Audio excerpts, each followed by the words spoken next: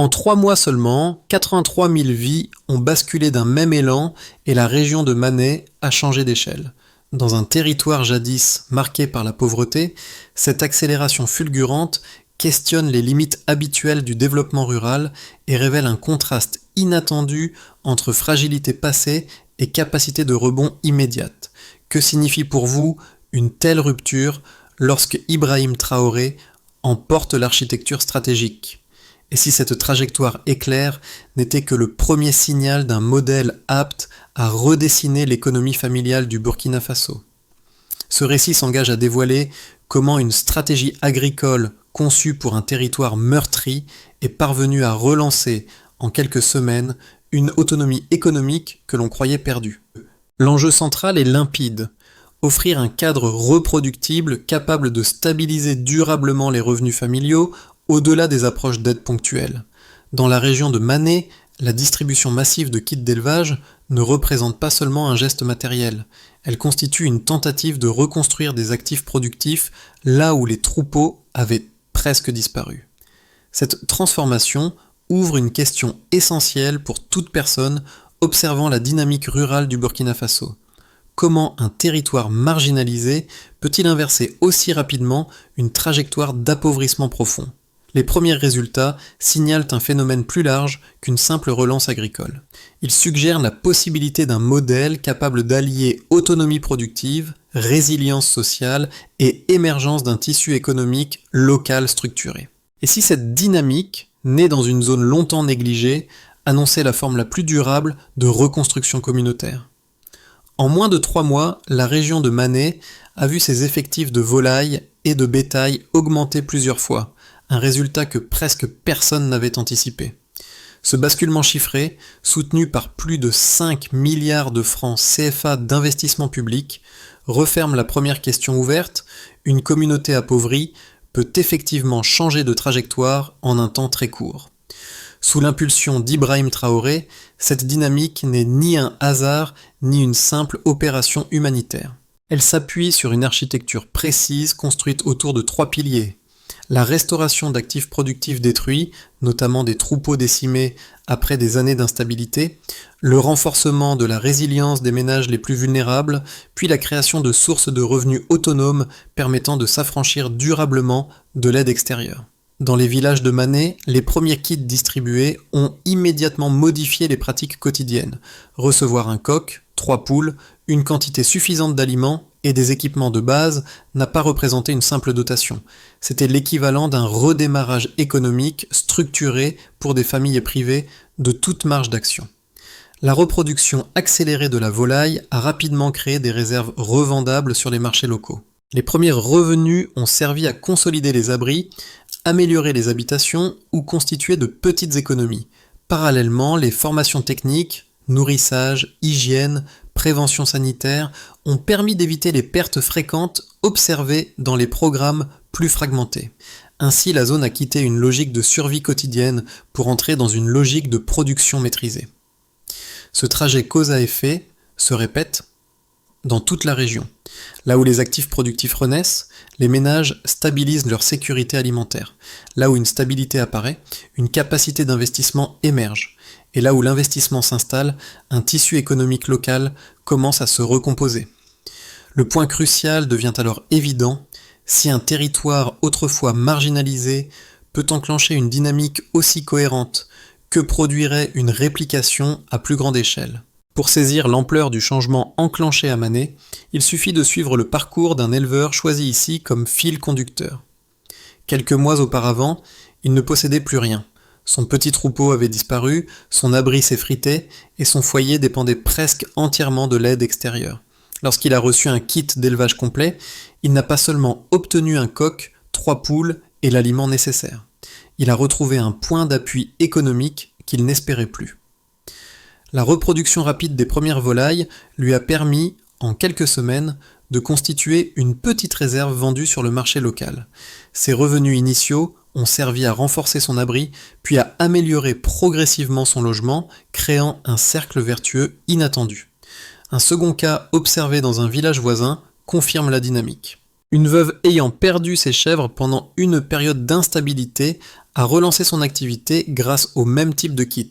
Les premières Miss Misbah ont fourni à la fois du lait pour la consommation familiale et de petits excédents vendus à bas prix, garantissant une source régulière de liquidité. Là encore, l'accompagnement technique, hygiène, prévention, gestion des cycles a réduit les pertes et stabilisé la croissance du cheptel. Dans ces deux trajectoires, une logique commune apparaît. Lorsque les ménages récupèrent un actif reproductif, même minime, ils récupèrent simultanément une marge d'action. Cette marge devient un moteur de décision. Vendre, réinvestir, améliorer l'habitat, sécuriser l'alimentation. Et c'est précisément ce basculement qui redéfinit la question centrale, jusqu'où peut aller une région entière lorsque chaque foyer retrouve ce pouvoir d'agir. Le déclenchement réel de la transformation à Mané survient dès les premières semaines, lorsque les équipes locales commencent à distribuer les kits d'élevage dans les zones les plus fragilisées. Les chargements arrivent tôt le matin. Coqs, poules, chèvres, bovins, porcs ou poissons, selon les besoins identifiés. Chaque foyer reçoit simultanément les animaux, l'aliment et les équipements complémentaires, supprimant la période d'attente qui freine habituellement les programmes agricoles. La mise en route est immédiate. Dès le premier jour, chaque famille peut nourrir, protéger et faire croître son nouveau cheptel. Cette accélération initiale constitue le premier tournant visible, un mouvement qui se répand rapidement d'un village à l'autre. Très vite, le déclencheur s'amplifie. Les premières pontes se multiplient, les poussins apparaissent, les troupeaux regagnent du volume. Les familles qui vivaient dans la contrainte quotidienne découvrent qu'une réserve productive, même modeste, change l'équilibre domestique, quelques œufs de plus, un peu de lait, une possibilité de vente hebdomadaire. Les marchés locaux voient affluer de nouveaux vendeurs et l'atmosphère d'urgence alimentaire commence à se dissiper. Dans les ruelles de Mané, on observe les premiers échanges spontanés de conseils. Comment améliorer la ration? Comment éviter les pertes? Comment organiser un espace de croissance? Cette circulation de savoir crée une dynamique collective que peu d'observateurs avaient anticipée. Puis vient le point culminant du programme. Moins de 3 mois après le lancement, les indicateurs bondissent. Dans la plupart des foyers, le nombre de volailles augmente plusieurs fois, les chèvres produisent suffisamment pour générer un revenu régulier et les vaches laitières assurent une source stable de lait. Les poules pondeuses deviennent un actif commercial dans certains secteurs, alimentant un début de micro-chaîne de valeur. Les familles utilisent les premiers gains pour reconstruire leur maison, renforcer les abris, acheter des équipements plus fiables. Les enfants retournent à l'école, signe tangible d'une amélioration structurelle du quotidien. Le territoire, longtemps marqué par l'instabilité et la privation, bascule dans une phase de récupération accélérée. C'est à ce moment précis que la stratégie portée par Ibrahim Traoré révèle toute sa cohérence. Plus qu'un programme d'élevage, il s'agit d'un modèle visant à rendre chaque foyer autonome dans sa trajectoire économique. Après le sommet, la rémanence s'installe. Contrairement à de nombreuses interventions brèves dont l'effet s'essouffle rapidement, ici la dynamique se prolonge. Les kits distribués deviennent de véritables micro-entreprises familiales. Les villages voisins adoptent les mêmes pratiques, convaincus par les résultats visibles dans les premiers sites. Des zones auparavant incapables de produire plus que leur consommation minimale commencent à dégager des excédents réguliers.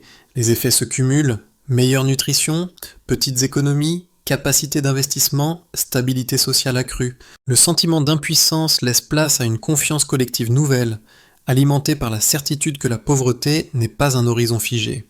La région de Mané devient progressivement un symbole d'ascension rapide à l'échelle du Burkina Faso.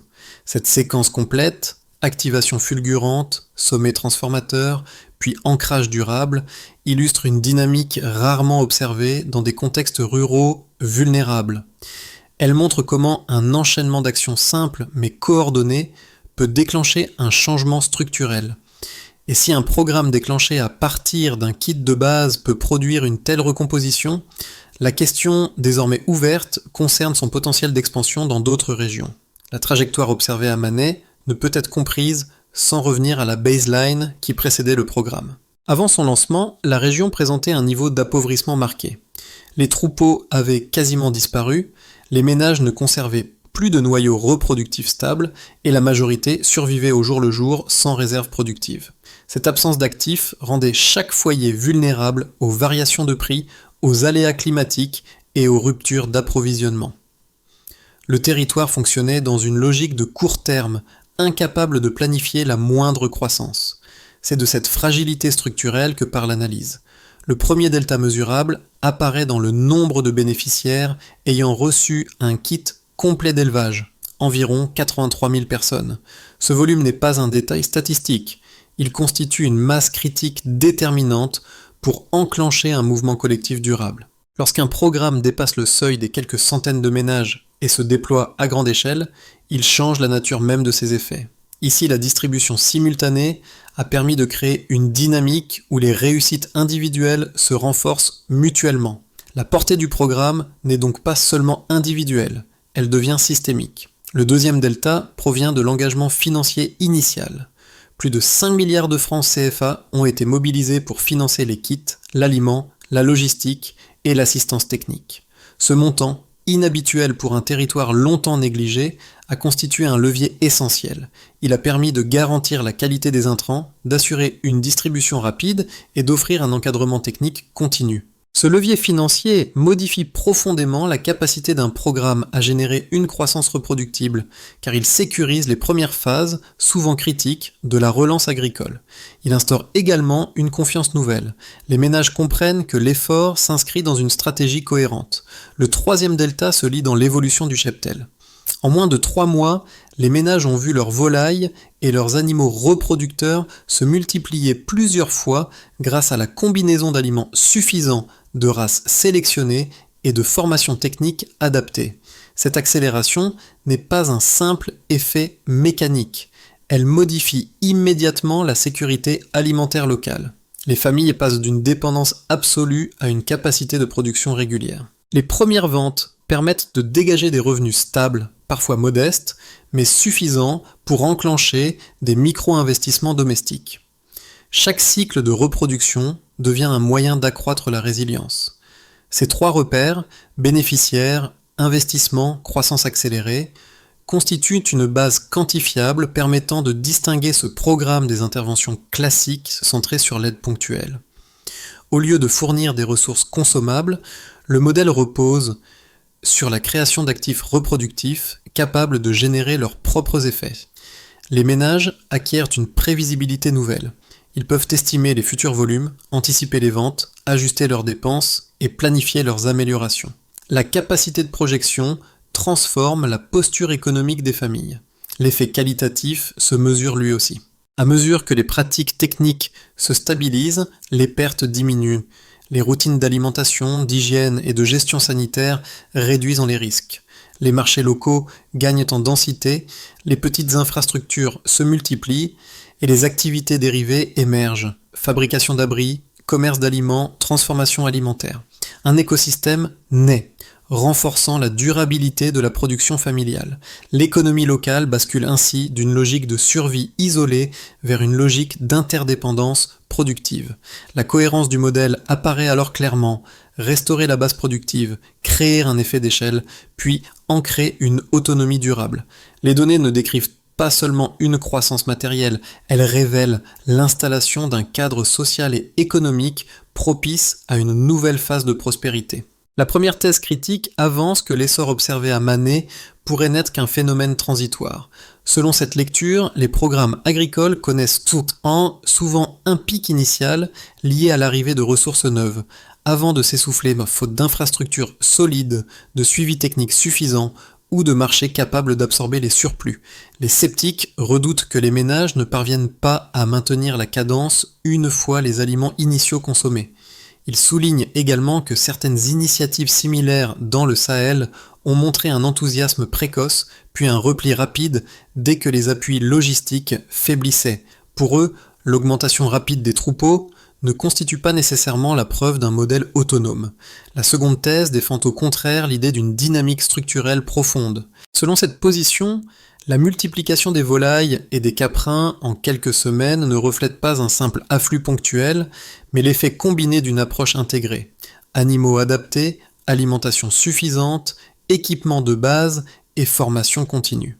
Dans cette perspective, les ménages, une fois lancés, disposent d'un actif reproductif dont les cycles naturels assurent la pérennité. Les premiers revenus générés, les petites ventes hebdomadaires, renforcent cette autonomie naissante. Le modèle n'aurait donc pas besoin d'une assistance prolongée pour se maintenir. La réponse la plus solide se trouve dans l'examen des données issues de la région.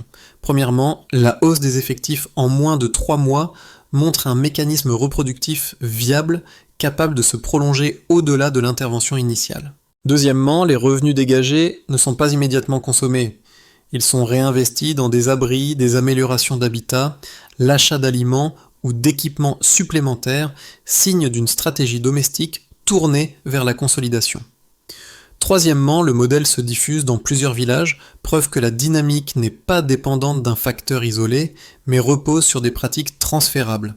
Enfin, la stabilisation alimentaire constatée dans de nombreux foyers confirme que la croissance initiale ne s'épuise pas rapidement. Ainsi, tout en reconnaissant la prudence des sceptiques, les éléments disponibles montrent qu'un socle économique autonome est bel et bien en train de s'installer. Le débat ne se limite plus à savoir si la dynamique tiendra, mais à déterminer comment l'accompagner pour qu'elle devienne irréversible. Un pivot silencieux s'installe. À ce stade, un changement plus profond que la seule croissance des troupeaux commence à se dessiner. Les familles ne se considèrent plus comme bénéficiaires, mais comme actrices centrales de leur propre économie. Cette bascule psychologique marque le véritable point médian du processus et transforme la distribution initiale en dynamique communautaire durable. Dans plusieurs villages de Mané, les ménages organisent eux-mêmes la gestion des ventes, la répartition des tâches et la planification des cycles de reproduction, révélant une appropriation totale du modèle. C'est ici qu'apparaît clairement le rôle structurant d'Ibrahim Traoré. Sa stratégie ne s'est jamais limitée à fournir des animaux, elle visait à réintroduire une logique de maîtrise locale après des années de dépendance à l'aide extérieure. À mesure que les foyers constatent leur propre capacité à produire, vendre et réinvestir, la circulation de la confiance devient un facteur économique à part entière. Les marchés se densifient, les réseaux de vente s'étendent et des zones autrefois considérées comme périphériques acquièrent une importance nouvelle. La révélation centrale se résume ainsi: dès lors que la capacité d'agir revient aux ménages, l'initiative change d'échelle et cesse d'être seulement un programme gouvernemental pour devenir une dynamique capable de transformer un territoire entier. Les premiers effets tangibles du programme apparaissent d'abord au niveau des foyers, où la transformation modifie la structure quotidienne de nombreux ménages. Les familles qui vivaient dans l'incertitude alimentaire disposent désormais d'un revenu régulier issu des œufs, du lait ou des premières ventes de chevreaux et de volailles. Cette stabilité, encore récente mais réelle, change les arbitrages domestiques. Remboursement de dettes, réhabilitation d'habitation, achats scolaires, constitution de petites réserves. L'initiative, inspirée par la stratégie d'Ibrahim Traoré, replace le foyer au centre de la dynamique économique et renforce la capacité d'action des ménages autrefois vulnérables. Du côté de l'économie locale, la restauration de l'élevage agit comme un moteur structurel. Les marchés hebdomadaires gagnent en densité grâce à l'excédent de volailles, de lait et de produits dérivés. De petites activités émergent, vente d'aliments, fabrication d'abris, transformation artisanale. Chaque foyer qui augmente sa production dynamise d'autres acteurs, plus de vendeurs, plus d'acheteurs, plus de flux. Le territoire, longtemps considéré comme périphérique, se reconnecte progressivement aux circuits économiques et régionaux, ouvrant la voie à un tissu marchand plus stable. Sur le plan social, la cohésion communautaire se renforce. La rareté, autrefois source de tension, laisse place à de nouvelles formes de solidarité. Les éleveurs partagent leurs connaissances techniques, les réseaux d'entraide se réactivent, et les réussites locales deviennent des repères collectifs. La visibilité de ménages ayant reconstruit leur niveau de vie en quelques mois alimente un sentiment d'avancée commune.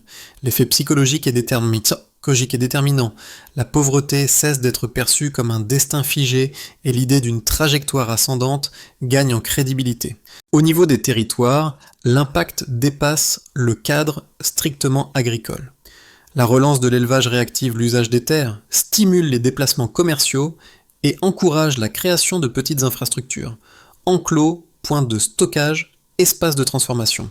Certains villages explorent des collaborations intercommunautaires pour vendre en plus grande quantité. La région, autrefois fragmentée, commence à se structurer autour d'un socle productif partagé. Cette recomposition confirme que le modèle n'est pas une réponse d'urgence, mais un levier capable d'engendrer une dynamique durable.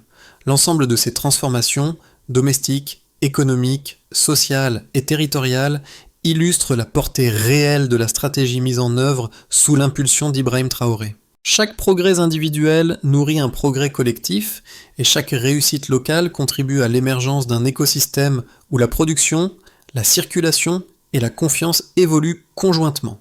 Si un territoire anciennement marginalisé peut produire une telle chaîne d'effets, la question devient inévitable.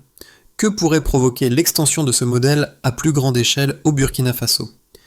Le prochain cycle du programme s'ouvre sur 3 trajectoires possibles, chacune dépendant de la manière dont les ménages et les territoires préserveront les acquis obtenus au cours des premiers mois. Dans ce cadre, les scénarios ne sont pas des prédictions, mais des constructions conditionnelles destinées à clarifier les chemins plausibles de consolidation. Si certaines conditions sont réunies, alors certains résultats deviennent envisageables. Si elles ne le sont pas, alors d'autres dynamiques peuvent émerger. Dans un premier scénario, que l'on peut considérer comme un scénario de base d'ancrage progressif, la trajectoire s'esquisse ainsi.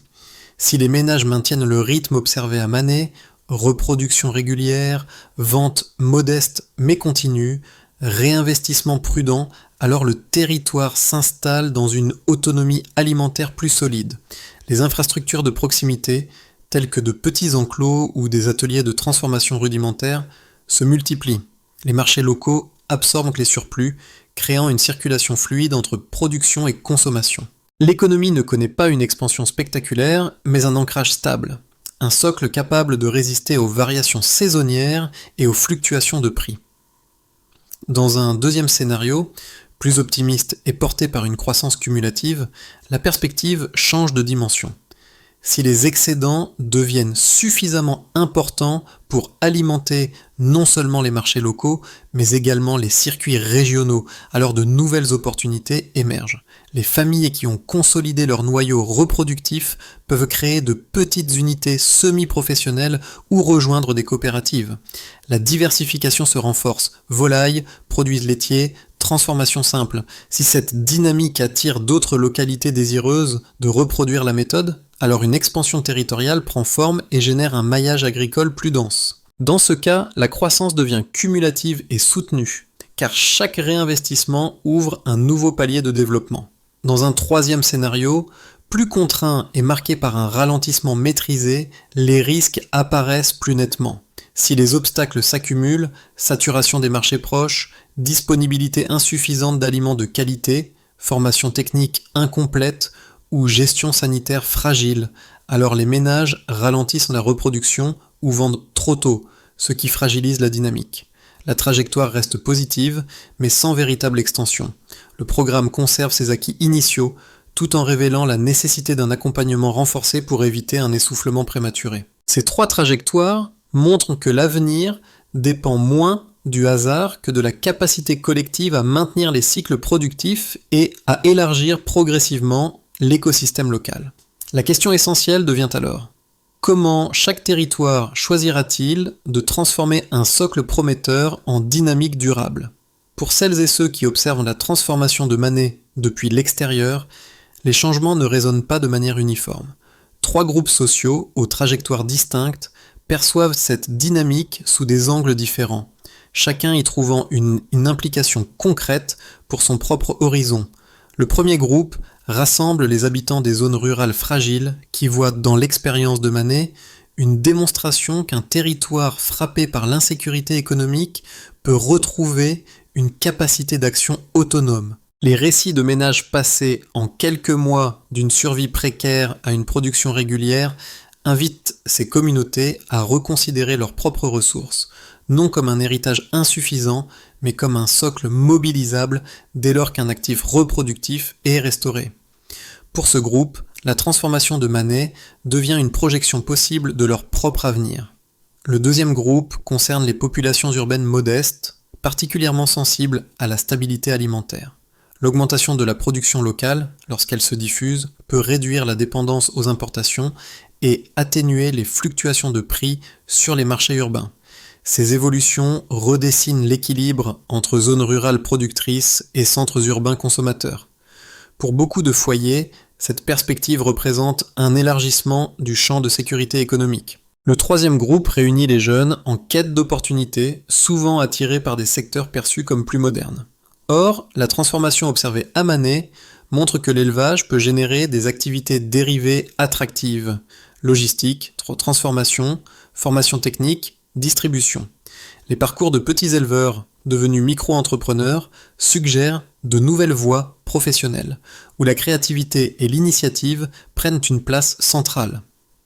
À travers ces trois regards, une même question émerge. Comment chacun peut-il s'inscrire dans une dynamique qui transforme un territoire en redonnant à ses habitants un pouvoir d'action concret?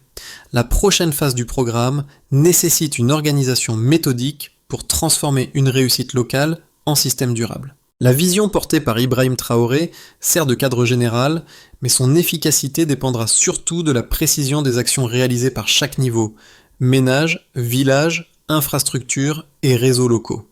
Dans une première étape, consacrée à la consolidation de la base productive, l'action s'organise au plus près des foyers.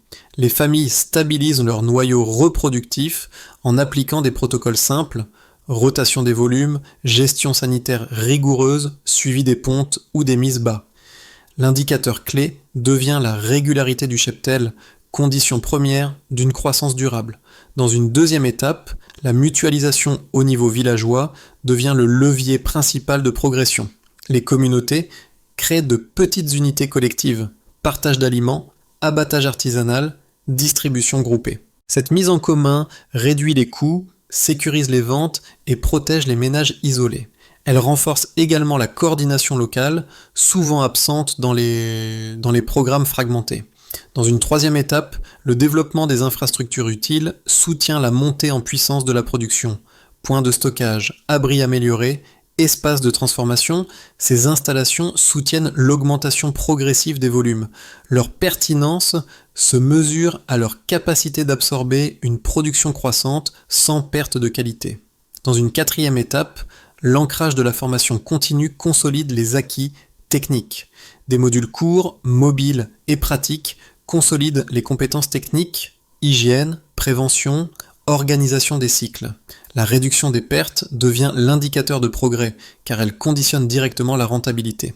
Enfin, dans une cinquième étape, l'extension des réseaux de vente ouvre le territoire vers de nouveaux débouchés. Une fois des excédents stabilisés, les circuits doivent s'élargir vers les zones voisines. Les volumes écoulés, la diversification des acheteurs et la fluidité logistique deviennent les repères d'une montée en échelle réussie. C'est ici que la stratégie d'Ibrahim Traoré trouve sa pleine dimension, transformer une dynamique locale en mouvement interterritorial. En réunissant ces 5 étapes, la transition d'un programme d'urgence vers une économie reproductive solide devient non seulement possible, mais mesurable. L'histoire revient naturellement vers l'éleveur de Manet, ce guide discret dont le parcours résume mieux qu'aucune statistique la transformation du territoire.